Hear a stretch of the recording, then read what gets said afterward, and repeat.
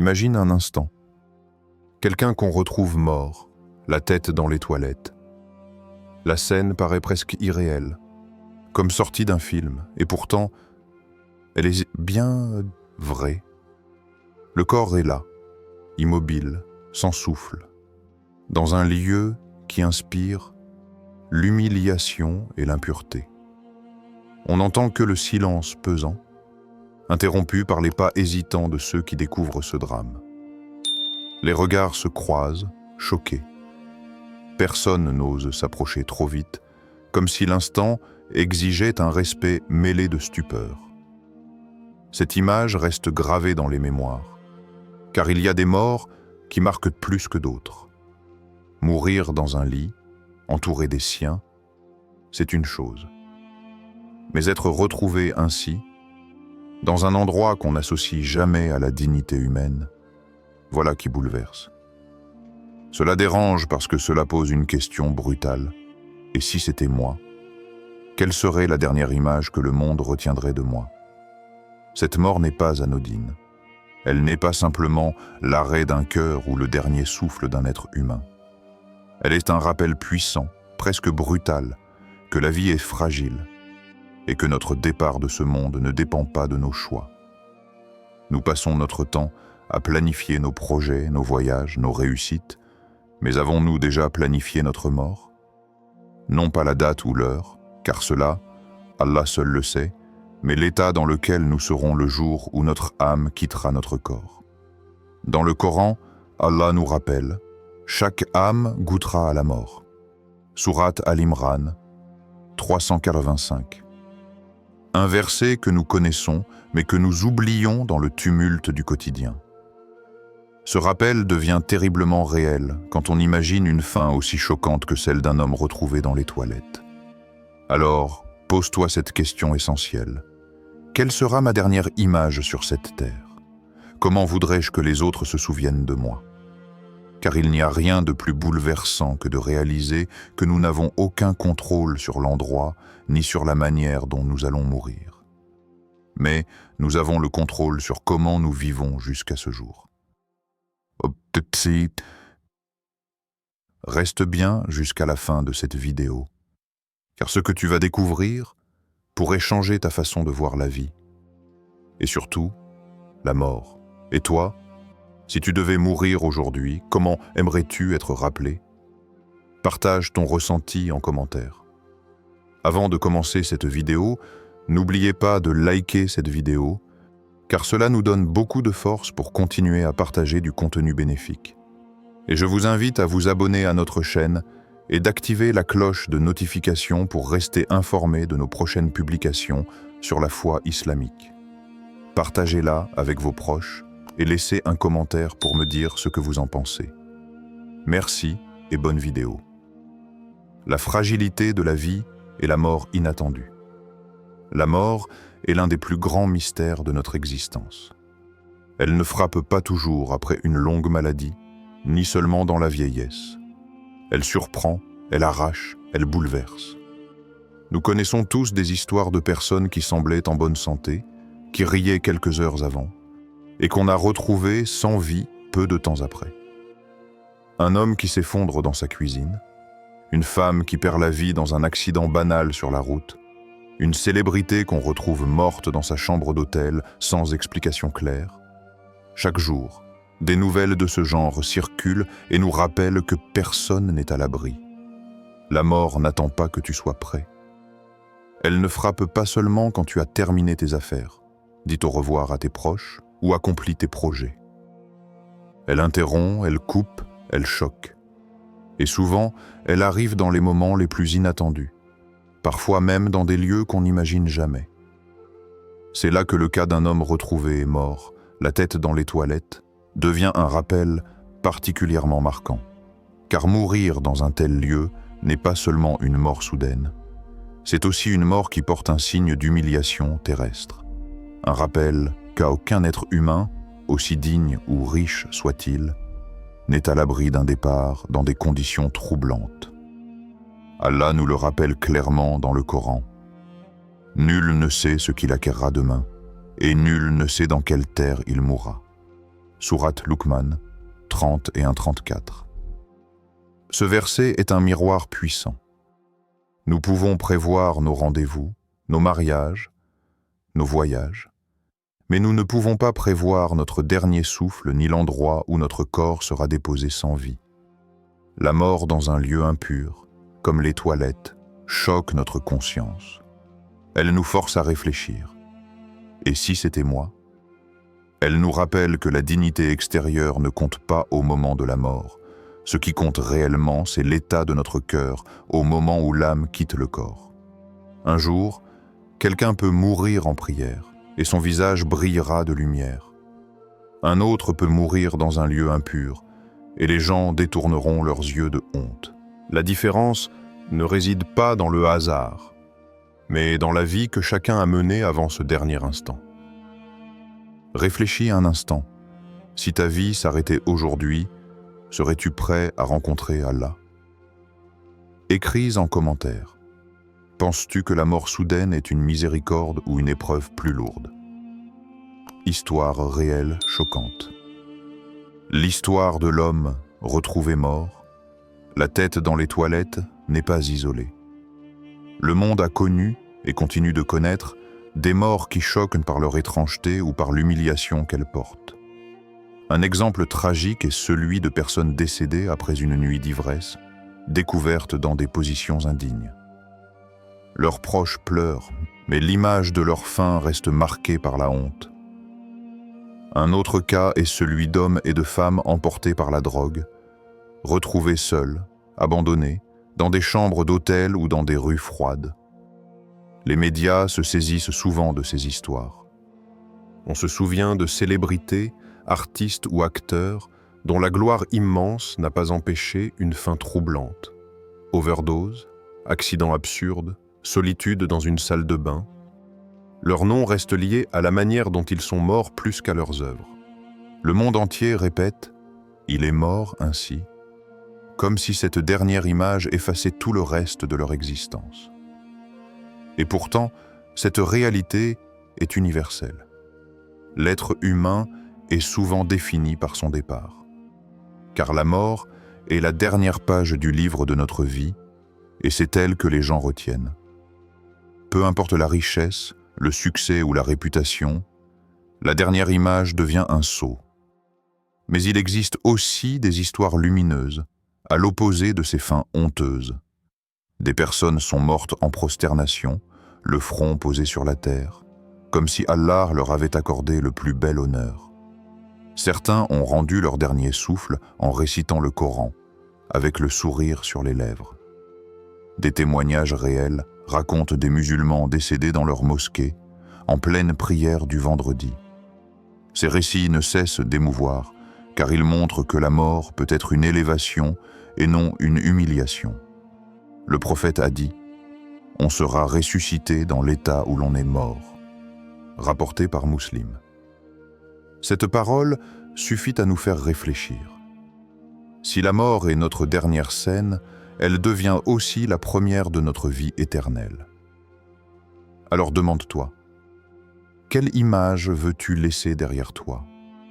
Mourir dans l'oubli, l'humiliation, ou dans la lumière et le rappel d'Allah.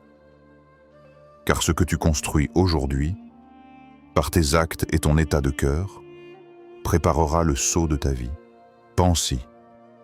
Comment aimerais-tu que les gens parlent de toi, le jour où tu ne seras plus là ? Laisse ton avis en commentaire. Qu'est-ce qui est plus important selon toi ? La manière dont on vit ou la manière dont on meurt ? Parallèle coranique et spirituel. Le Coran est rempli de récits qui nous rappellent que la mort n'est jamais un simple arrêt de vie. Elle peut être un honneur ou une humiliation, un saut de lumière ou un saut de honte. Allah a choisi de nous montrer, à travers des histoires puissantes, que la fin d'un être humain reflète souvent la vie qu'il a menée. Prenons l'exemple de Pharaon. Il était l'homme le plus puissant de son époque, se proclamant même Dieu. Pourtant, quand la mer s'est refermée sur lui, toute sa gloire a été réduite à néant. Sa mort fut un signe d'humiliation voulu par Allah.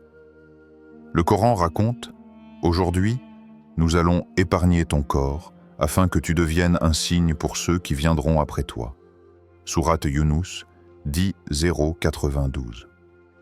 Son cadavre est resté comme une preuve vivante que personne n'échappe à la justice divine. Autre exemple, Qarûn. Cet homme possédait d'immenses richesses, à tel point que les clés de ses coffres étaient en difficiles à porter pour un groupe d'hommes forts. Mais son arrogance l'a perdu. Allah dit « Nous fîmes donc que la terre l'engloutit, lui et sa demeure. » Sourate Al-Qasas 28:81. Qarûn disparut avec ses trésors, englouti dans les profondeurs, et plus rien ne resta de lui sinon l'avertissement. Sa mort, humiliante, montra que l'avidité et l'orgueil mènent à une fin tragique. Et que dire des peuples entiers comme celui de Had, de Thamoud ou de Lot? Ils se sont enorgueillis, défiant les signes d'Allah. Leur fin fut soudaine et terrible. Un cri, un vent violent, une pluie de pierres. Ils furent anéantis, et leur mort collective devint un signe pour toutes les générations futures. Ces récits ne sont pas de simples histoires anciennes. Ils sont des rappels universels. La mort peut être une miséricorde ou une humiliation, selon ce que nous avons choisi dans notre vie. Dans notre tradition, on distingue la husn al-khatima, la belle fin, où une personne meurt dans l'adoration, dans la foi, dans la lumière, et la su al-khatima, la mauvaise fin, où l'âme quitte le corps dans l'insouciance, le péché ou l'humiliation. Ce contraste est terrifiant mais aussi motivant, car chacun de nous a encore le temps de se préparer à une belle fin, en se rapprochant d'Allah, en purifiant son cœur et ses actes. Médite sur ces récits. Allah nous montre par ces exemples que la fin reflète souvent la vie que nous avons menée. Partage en commentaire. Quelle histoire du Coran t'a le plus marqué sur la mort et pourquoi? Réflexion psychologique et sociale. Il y a des morts qui marquent profondément, non seulement par la perte de la personne, mais aussi par les circonstances qui entourent ce départ. Mourir dans un lit, entouré de sa famille, inspire souvent une certaine paix. Mais mourir dans un lieu comme les toilettes, symbole d'impureté et d'humiliation, provoque un choc qui dépasse l'entendement. Les toilettes sont un lieu que chacun associe à l'intimité, à ce qui doit rester caché. Lorsqu'une personne y rend son dernier souffle, l'impact psychologique est immense car l'image qui reste n'est pas celle d'un être humain digne, mais celle d'un corps sans vie dans un endroit qu'on associe au dégoût et à l'impureté. Pour les proches, c'est une souffrance supplémentaire. Au deuil s'ajoute la difficulté de se souvenir de la personne dans un tel contexte. La société, elle aussi, retient ces images.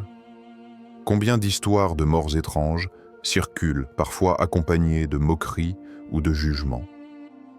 La mort dans un lieu impur devient alors un stigmate, comme si elle effaçait la mémoire de tout ce que la personne avait accompli auparavant. C'est injuste peut-être, mais c'est ainsi que la mémoire collective fonctionne. Elle fixe la dernière image, et cette dernière image devient l'héritage. C'est là qu'une question bouleversante surgit. Quelle image veux-tu laisser à tes proches? Le jour où ton nom sera prononcé, tes enfants, ta famille, tes amis, à quoi penseront-ils? À un visage lumineux? À des prières? À une main généreuse? Ou bien à un souvenir douloureux, marqué par la honte et l'humiliation? La vérité est simple mais puissante. La vie que nous menons prépare directement la manière dont on sera rappelé. Celui qui vit dans le rappel d'Allah, dans l'humilité et la pureté, laisse derrière lui une trace de lumière, peu importe les circonstances exactes de sa mort. Celui qui vit dans l'insouciance et le péché, en revanche, risque de laisser une image sombre, une mémoire difficile. Ne néglige pas ce rappel. Chaque jour Écris une petite action qui pourrait être ton héritage spirituel. Écris en commentaire. Si tu devais laisser un seul conseil spirituel à tes enfants, lequel choisirais-tu? Histoire de bonne mort. Opposé positif. Il est des morts qui, loin de choquer, inspirent et laissent derrière elles une lumière qui marque les cœurs. Ces récits rappellent que la bonne fin, Husn al-Khatima, n'est pas un hasard, mais le fruit d'une vie connectée à Allah. On raconte l'histoire d'un homme qui rendit l'âme en plein sujude, le front posé humblement sur le sol. Quelle plus belle image que de quitter ce monde dans l'adoration, comme si son dernier souffle n'avait pas trouvé meilleur abri que la proximité d'Allah. De même, certains musulmans sont décédés en récitant le Coran, les lèvres encore imprégnées de sa parole, comme si la lumière divine les avait accompagnés jusque dans leur passage à l'au-delà. Plus récemment, un imam a quitté ce monde alors qu'il prononçait un sermon du vendredi. Sa dernière parole fut un rappel à la communauté, et Allah l'a honoré en scellant sa vie dans l'acte même de guider les croyants. On rapporte aussi le cas d'une femme qui, sur son lit de mort, ne cessait de répéter la shahada jusqu'à son dernier souffle. Ses proches témoignent que son visage s'illumina d'une sérénité inexplicable. Ces histoires ne sont pas des légendes, elles sont réelles et elles circulent parmi nous comme des rappels vivants. Elles montrent la différence entre une mort marquée par la honte et une mort enveloppée de dignité et de lumière. Allah dit dans le Coran, « Ceux qu'Allah fait mourir en étant bons, les anges leur disent « Paix sur vous, entrez au paradis pour ce que vous faisiez. » Sourate An-Nahl 16:32. Ainsi, la mort n'est pas seulement la fin d'une vie, mais le reflet de ce que fut cette vie. Celui qui s'applique à marcher dans la sincérité, la piété et le dhikr d'Allah a plus de chances de connaître une sortie honorable. Inspire-toi de ces récits. Vise une vie qui te mène à une belle fin, car c'est cela qui comptera. Dis en commentaire, quelle histoire de bonne mort t'a le plus inspiré? Appelle au changement personnel, ferme les yeux un instant et imagine. Si la mort venait te chercher aujourd'hui, serais-tu prêt? La vérité est simple mais souvent oubliée. Ce n'est pas au moment où la mort arrive qu'on se prépare, c'est avant. Celui qui repousse sa réforme à demain oublie que demain ne lui est pas garanti. L'islam nous rappelle constamment l'importance de la purification intérieure. La prière régulière n'est pas seulement une obligation, c'est une façon de laver son cœur 5 fois par jour. Le repentir sincère, tauba, efface les traces des fautes comme une pluie qui nettoie la poussière d'un chemin. Le dhikr, quant à lui, garde la langue vivante dans le rappel d'Allah et protège le cœur de l'oubli. Et la lecture du Coran éclaire l'âme, guidant nos pas à travers l'obscurité de ce monde. Chaque jour qui passe est une nouvelle chance offerte par Allah pour se purifier. Mais attention, la mort frappe sans prévenir. Certains meurent dans leur sommeil, d'autres en marchant dans la rue, d'autres encore en pleine activité quotidienne. C'est pourquoi les savants disent « Meurs comme tu as vécu ». Si ta vie est emplie de dhikr, de prières et de bonnes actions, alors Allah t'honorera d'une belle fin.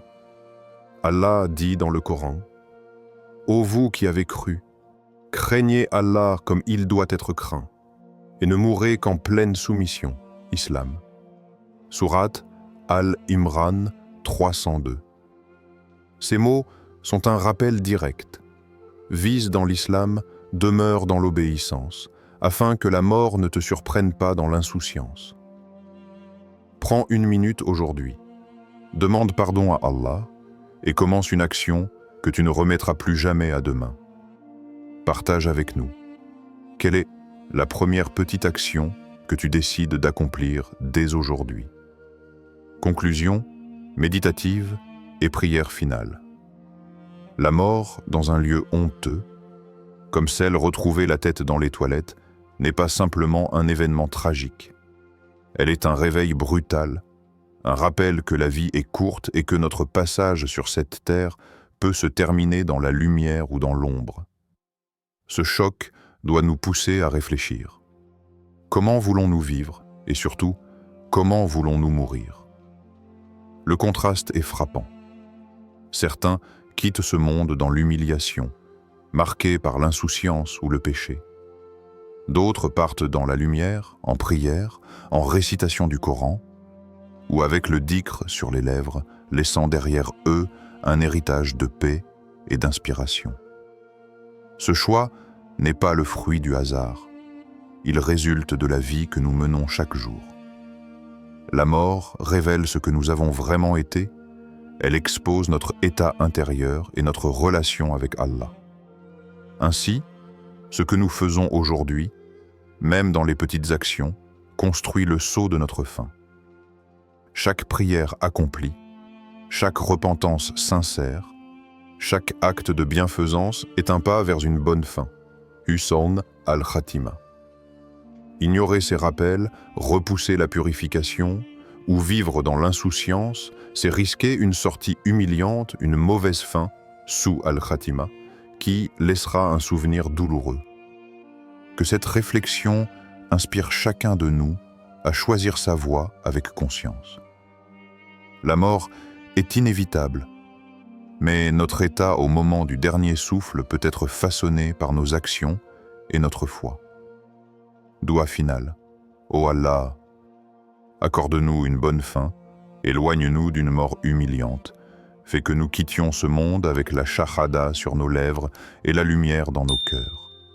Si tu veux qu'Allah t'accorde une bonne fin, écris Amin en commentaire et partage cette vidéo pour réveiller d'autres cœurs.